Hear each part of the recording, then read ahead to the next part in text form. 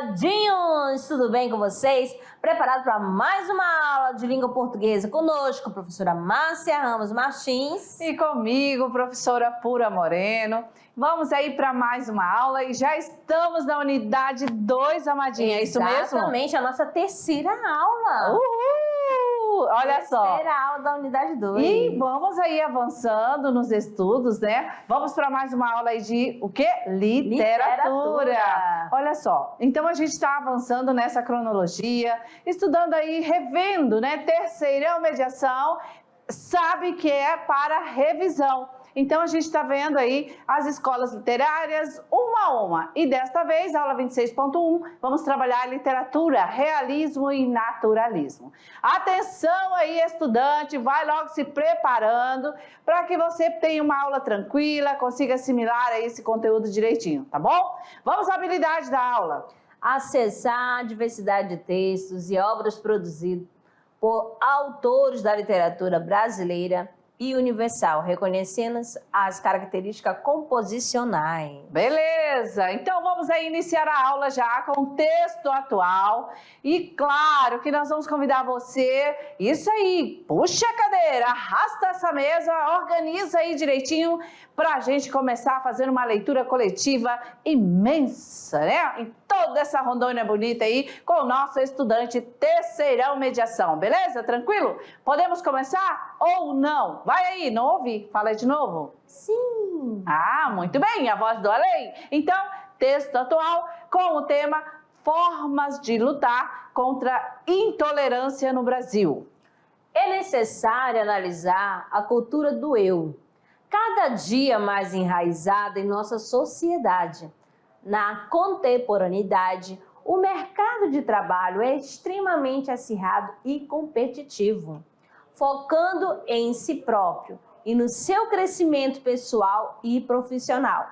O ser humano acaba por incentivar o individualismo. Este faz com que se aceite menos o outro, suas diferenças e especificidades. Fica bem claro que há diversos aspectos no mundo contemporâneo que faz com que algo tão antigo quanto a intolerância no Brasil tome formas catastróficas e até mortais. Cabe ao homem pós-moderno selecionar as informações que recebe, buscando saber o que é coerente ou não.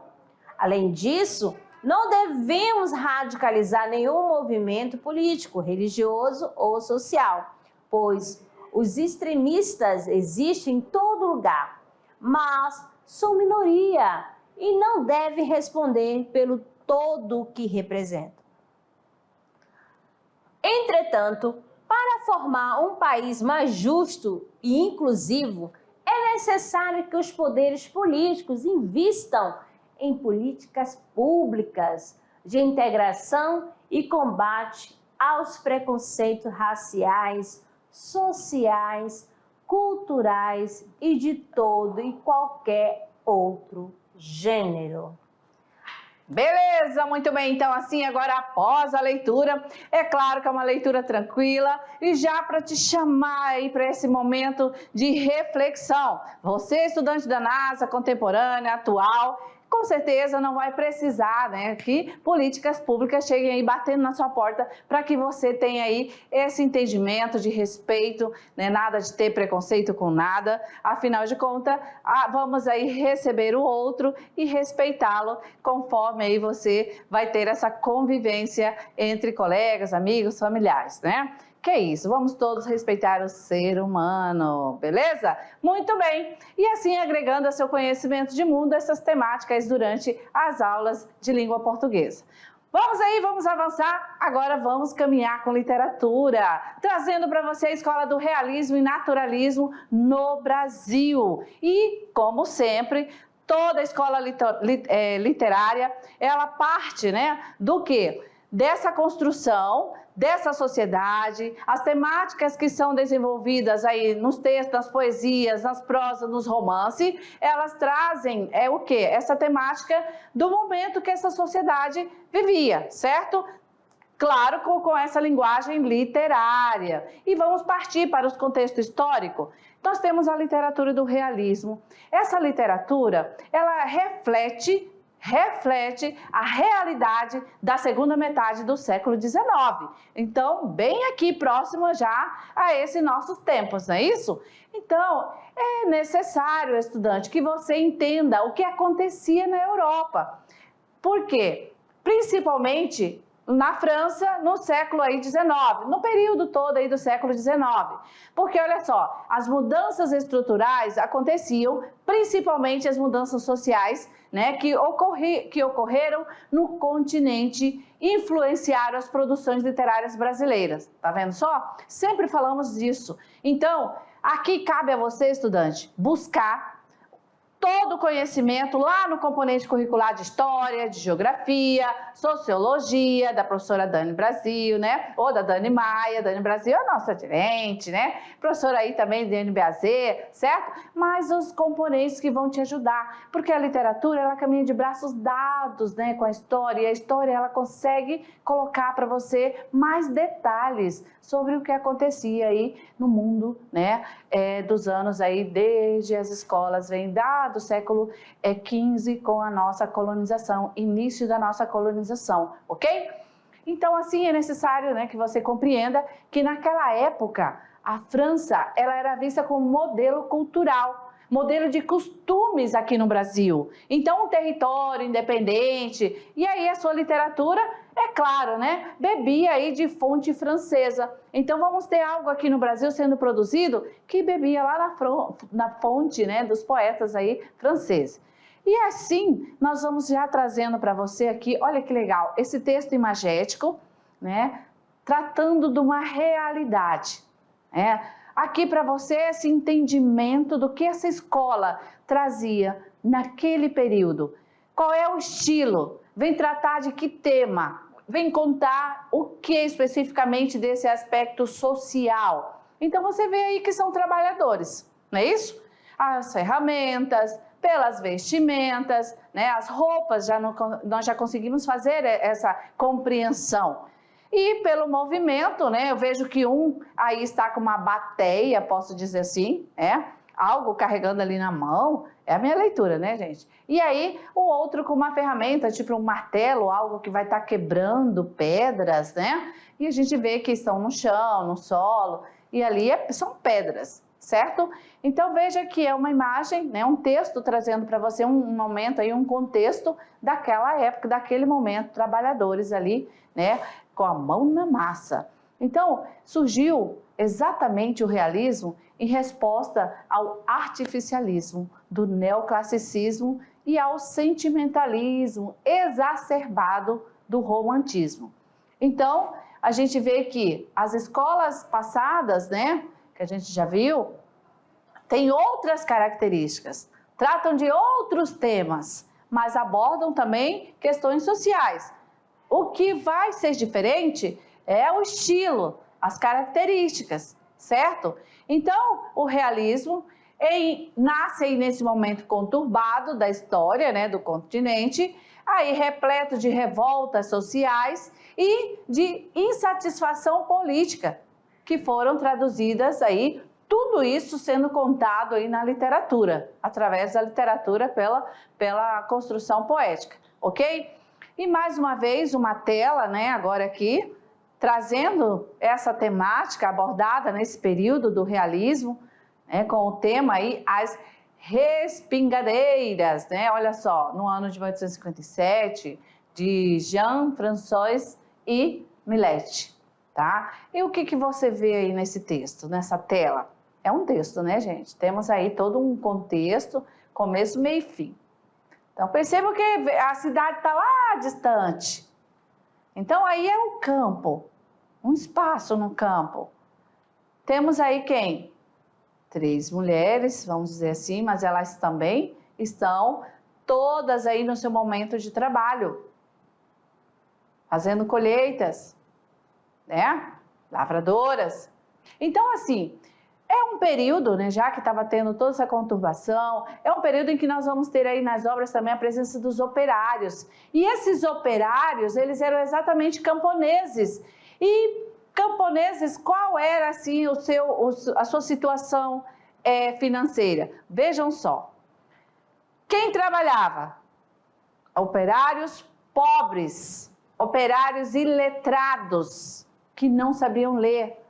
Foram aí totalmente para a cidade em busca de trabalho, né? Porque não é assim? A gente vai sempre buscando sobreviver nesta vida, vendo onde temos oportunidade, não é isso? E também, olha só, desde aquele século já acontecia. Então, eles encontraram aí jornadas exaustivas, como sempre, né? Trabalho muito puxado, condições de vida precárias. E o que é real? Olha, desde muito século, coitado, o pobre não tem jeito mesmo, né? O salário era miserável. Mas o trabalho era muito, né? Mas pagar bom que era, quero ver. Então, foram tomando consciência, só que a coisa não ficou assim, né? Então, os operários aí foram tomando consciência da situação e se organizando para lutar pelos seus direitos. Viu só? Então, tudo isso a literatura nos conta. E agora? Chega para você esse momento, né? Então, nós temos durante aí toda a nossa história esse momento que foi a grande virada de chave, né? Para toda a sociedade, para todo mundo, vamos dizer assim. Por quê? Foi a Revolução Industrial. E eu tenho certeza que o professor Beto e o professor Lorismar já bateu esse papo com você, já trouxe para você uma aula específica falando desse momento histórico. Então, você vai pegar e vai parar e vai buscar um pouquinho essa aula e vai rever o que você já estudou, para que você chegue aqui no campo da literatura, nessa escola do realismo, e você consiga fazer essa análise das obras entendendo o que os autores estavam aí escrevendo, ok? Muito bem. A Revolução Industrial, aqui um pouquinho, um tópico só, né, para que você já volte à memória, tá certo?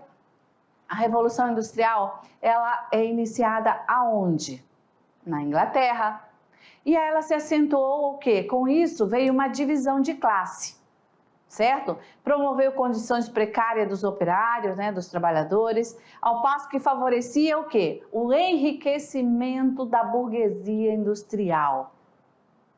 Então, após a abdicação da monarca Carlos, né, X, as lutas eram recorrência da insatisfação de setores da sociedade que se tornaram intensas e influenciadas pelas teorias sociais. E aí é nesse momento que vamos ter aí o socialismo e o nacionalismo. Começa a ter aí, né, essas bandeiras, certo? Muito bem. Vamos entender que essa escola tem também as suas características próprias. Esse movimento, ele chega aí e as obras literárias vão ter como característica nos seus textos, olha lá, o objetivismo e o materialismo. É nada mais de sonhar, é a coisa aqui real. Outra característica forte é as descrições e narrativas lentas. Então, tudo vai vir muito detalhado. Aí vocês viram que nós mostramos 2 exemplos dos textos imagéticos. Está tudo completo. A gente consegue fazer a leitura, porque está muito bem descrito. Dá para a gente detalhar cada parte ali daquela tela. Trabalhadores, né? Onde eles estão, em espaço, em que momento, como estão, ok? E as narrativas nos textos também vão ter esses detalhes bem descritivos e uma narrativa lenta. Vai usar uso de adjetivos, né? E aí esses adjetivos realistas. E a linguagem aí dentro dessa construção, nesse período, vai ser de uma linguagem direta. Por isso que olha lá o primeiro objetivo, objetivismo, tá? E aí vai ter também como característica demonstração dos defeitos, detalhes da mulher. Vai ter subordinação do amor aos interesses sociais. Heróis são pessoas comuns, certo? com defeitos e com incertezas. Muito bem, se estamos em uma escola que está mostrando o objetivismo, né? Vai também trazer críticas às instituições sociais, aos valores burgueses, né? Vai ter o universalismo e o cientificismo. Outra característica é que vai ter a própria fala de suas características, ou seja, a realidade. Vai se preocupar com o momento histórico presente na sociedade e seus contextos políticos e econômicos, certo? Então, tudo isso vai ser pautado durante essa produção literária dessa escola. E assim a gente vê que o realismo no Brasil, temos aqui as últimas produções, né? Primeiro, lembrando que na aula do realismo no Brasil, do romantismo no Brasil, nós terminamos com a terceira geração, não é isso? A poesia na terceira geração. Lembrando que a gente disse que essa escola, ela já assim, encerra a terceira geração com o pezinho lá no realismo. E os autores, eles vão ser chamados de pré-realista. Então aqui, as últimas produções da terceira geração romântica já indicavam a mudança que estava por vir. E aí quem produz exatamente, né, essas nuances é Carlos Castro Alves, Saul Sanders, Tobias Barreto. Esses três poetas, eles já indicavam aí nas suas produções, que já estavam com o pezinho, né, a forma, o estilo como estavam produzindo, já era realista, né, trazendo em evidência aí essas características realistas. Na prosa, a obra de Manuel Antônio de Almeida também dava indícios, né, dessas novas abordagens, ok? E aí, então, chegamos totalmente, né, a esse momento real. Cresce, né, vamos ter esse momento de luta, né? E aí cresce a campanha abolicionista, ok? Também vamos ter nesse momento o fortalecimento da reforma agrária, né? Veja que nós estamos aí nessa luta, em período dessa sociedade, né, tendo aí a burguesia, tendo tudo, né? E a classe dos operários ali, tendo que já brigar, lutar para ter ali os seus direitos, ok? E aí nós chegamos à questão de ter a queda da escravidão, né? E do império, nesse caso, que criou uma nova realidade no país. A partir daí, a vida social e cultural tornou-se mais ativa. Então, ambas aí influenciadas por ideais europeus. E quais eram esses ideais, né, que estavam aí pautados dentro dessas influências, né, para essa vida nossa social e cultural? A ideia dos ideais europeus do liberalismo, do socialismo, do positivismo e do cientificismo, tá? E mais uma vez, busquem lá em história, sociologia, certo? Para você ficar mais fortalecido. E todas essas questões elas eram tratadas aí à luz das correntes filosóficas, tá? Em voga na época. Sobretudo, o que mais nessa época se tratava era sobre o positivismo, o determinismo e o darwinismo, né? Então, essa filosofia aí toda pautada exatamente nesse período. E o realismo brasileiro, ele acompanha os fundamentos teóricos do realismo europeu, certo? Começa lá, termina cá, né? E com isso vocês percebam que as características, elas aí, né, não são exatamente iguais, mas se trata aí da mesma temática. Então nós vamos ver que se segue o realismo europeu, nós vamos ter então, também no realismo brasileiro, nas produções durante essa escola, esse movimento, a filosofia positivista, né, de Augusto Comte, que aí o que vai ter aí, qual é o ideal aí, o que nós vamos ter como tema mais importante aí dessa filosofia positivista. Então, Comte, ele defende um olhar científico para analisar comportamentos sociais, né? Então, tudo isso vai ter dentro da poesia, dentro aí dessa construção poética. Outro ponto vai ser o cientificismo, né? O cientificismo, ele trata da valorização das ciências exatas e sociais.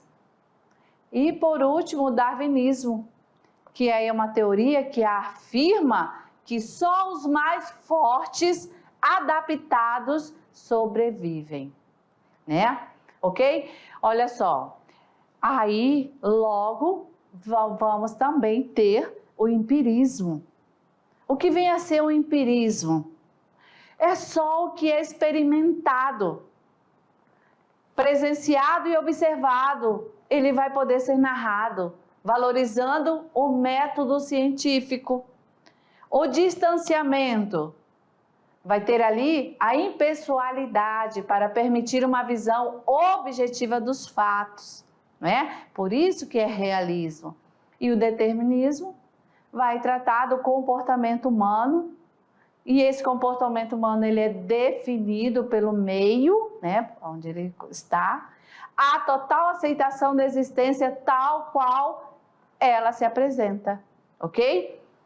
Muito bem, então, aí até aqui são informações para que você consiga, né, observar as obras realistas com esse olhar, né, que vamos ter todo esse momento, todos esses apontamentos filosóficos também aí permeando a produção desses poetas, ok? E aí, quem são os poetas? Quem são os autores dessa escola literária? Olha lá, autores do realismo brasileiro. Vamos lá. Machado de Assis, Raul Pompeia, Xavier Marques, João Lúcio Brandão, Júlia Lopes de Almeida, Aloísio de Azevedo e Arthur de Azevedo. Ok, muito bem. Graças a Deus temos aí alguém que nos representa, Júlia Lopes, uma mulher, né? Muitos aí, somente só poeta, né? Autores, homens, mas temos uma mulher ali, muito bem. Agora, dessa gama de autores, nós temos aí sempre, né? Alguém que se destaca. E nós vamos ter aí os principais autores brasileiros realistas. Quem são esses aí destaques? Machado de Assis e Raul Pompeia. Grava aí na mente e no coração, estudante terceirão. Muito bem, você aí também é um destaque, né? E agora, respira, né? Porque vamos adentrar agora no naturalismo. Certo? Essa nova escola, trazendo aí para vocês o conceito, as características e os autores. Vamos aí revisar, né? Vamos rever como essa escola naturalista, ela foi aí constituída. Primeiro, o naturalismo é uma ramificação do realismo. O que isso quer dizer? Nasceu do realismo. É filhote do realismo, né? Certo? Pois esses dois movimentos, tá? O realismo e o naturalismo se desenvolveram ao mesmo tempo na Europa. Olha só que legal! E onde se encontraram? No Brasil.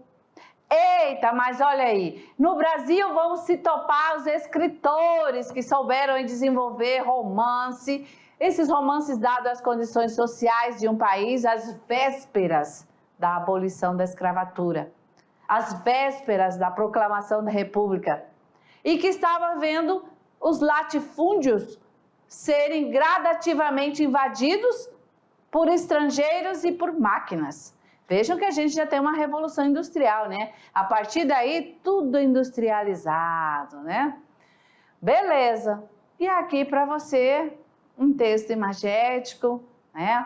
Para que você perceba as características já mesmo sendo nessa arte aí. Ó, dá para perceber, né? A fisionomia das pessoas. Parece que estão no vagão de um trem. Tá no vagão, tá aqui, né? De terceira classe. Ai, pela a realidade de como que eles viviam, a naturalidade.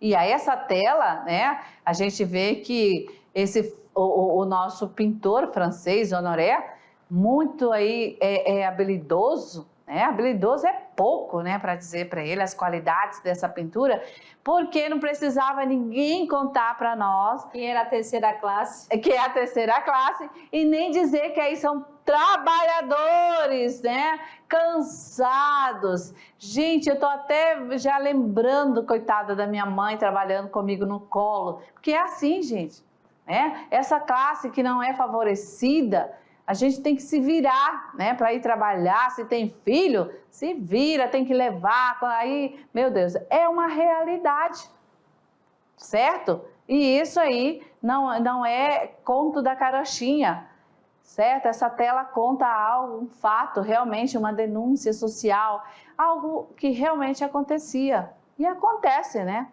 Certo? Hoje é outro momento, né? Vivemos outro momento, mas temos essa realidade? Temos trabalhadores hoje que estão aí mitigando para ganhar o pão de cada dia. Eu já nem digo um salário digno, porque tem muitos aí que são explorados e ganham pouco.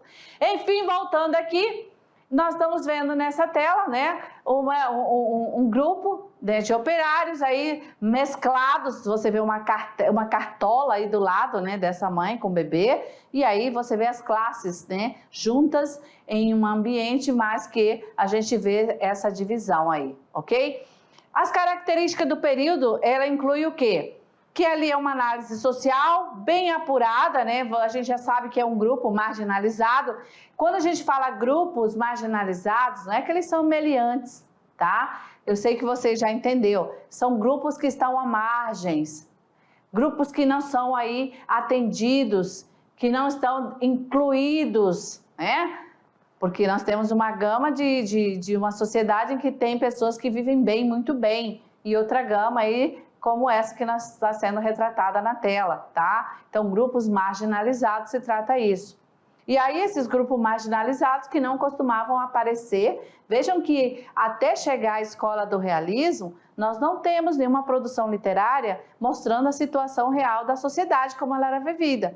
Era só, muito sonho, muito amor, a mulher idealizada, tristeza, não sei o quê, sonhos, meu Deus, ser ou não ser, quero, imagino, desejo, vou sonhar, aí vem o simbolismo, tudo isso, mas aí chega uma escola, chega um movimento em que os poetas, está acontecendo tudo isso, precisamos então colocar a verdade. E então, a partir do realismo, que a gente começa a ver exatamente dentro da produção literária o que a sociedade ali vivia sendo contada sem mais e nem menos, e sim real. Por isso que tem uma linguagem simples, mas com as características e pautada por objetivismo. E o realismo, como nasceu, o naturalismo, como ele nasce do realismo, ele vem trazendo também essas características, ok? E aí, nessa tela, perfeito, mostrando realmente esse grupo marginalizado, correto? Então, assim, há por meio dos escritores uma valorização dos ambientes coletivos. Nós vamos ver nessa escola em que vai ser valorizado, a poesia vai trazer, exatamente essa questão coletiva do ambiente, desse público, tá? Da população, sempre essa questão da aglomeração, mas desses aí não favorecidos também, ok? E seguindo em frente, nós temos outra tela, vejam aí. Não é distante da nossa realidade até hoje, né? Aí é uma pintura, com o tema O Fado, de José Malhoa. Isso já agora, 1910, certo? Então, o que acontece? Nós vamos ter algo bem marcado nessa escola. Na Europa, iniciou com um grande escritor, Émile Zola, certo? Que aí Émile Zola é influenciado pela teoria científica da época e pelos romances dos seus contemporâneos, Honoré, de Balzac, que transpôs o rigor da análise científica para a ficção. Então, nós vamos ter romances aí principais, como Naná, Prostituição de Luxo, de 1880, e Germinal, essa obra brilhante. Você, estudante, já Teve curiosidade? Se quiser, é uma dica, leia aí Germinal, é uma obra belíssima que vai contar a vida desses trabalhadores em detalhes. Tem aí, nesse caso, no Germinal, ele trabalha durante o próprio autor, Émile Zola, ele trabalhou durante alguns meses em uma mina de carvão, gente, é verdade. Para que ele foi lá fazer essa experiência? Para ficar próximo do seu objeto de estudo, que era esse grupo marginalizado, esses operários. E assim ele consegue produzir essa brilhante obra, tá? Germinal. Então, quem puder aí, tem oportunidade, leia. E aqui no Brasil, né? Já que lá, Émile Zola, e aqui no Brasil? O Inglês de Souza abriu caminho com os romances O Calculista, em 1876, História de um Pescador, O Coronel Sangrado, O Missionário, mas com Aloysio Azevedo, a publicação de O Mulato, que o movimento ganhou força em terras brasileiras. Também dele, Casa de Pensão, em 1884, inspirado no caso da Crônica Policial do Rio, que descreve a vida nas pensões chamadas familiares, onde se hospedavam jovens que vinham do interior para estudar na capital. E o Cortiço, em 1890, romance mais popular no Brasil. Ok, então assim, inspirados, né, pelo cientificismo do século XIX, então os autores eles escreveram romances de tese. Que pretendiam provar aí através desses romances alguns aspectos da natureza, alguns aspectos dos seres humanos em sociedade, né? Já que a gente tem teorias, né? Você viu teorias ali, então eles colocam dentro do romance para fazer realmente aí essa questão de análise, né? Desse ser, tá ok? Então, já nos casos dos escritores do naturalismo, tá? Até então ali voltamos um pouquinho no realismo. Os escritores do naturalismo salientou-se o determinismo. Olha lá, realismo, cientificismo, toma conta. Já no naturalismo, nós vamos ter o determinismo, né? A prova de que os seres humanos são influenciados por seu meio, pelo momento em que vivem e pela sua raça. Eu tô com esse naturalismo aí, viu? E aí, nesse caso, priorizam aquilo que é instintivo e primitivo do ser humano em detrimento da razão, como a agressividade, o erotismo, além de contarem com narradores objetivos e oniscientes, que só assistem, né?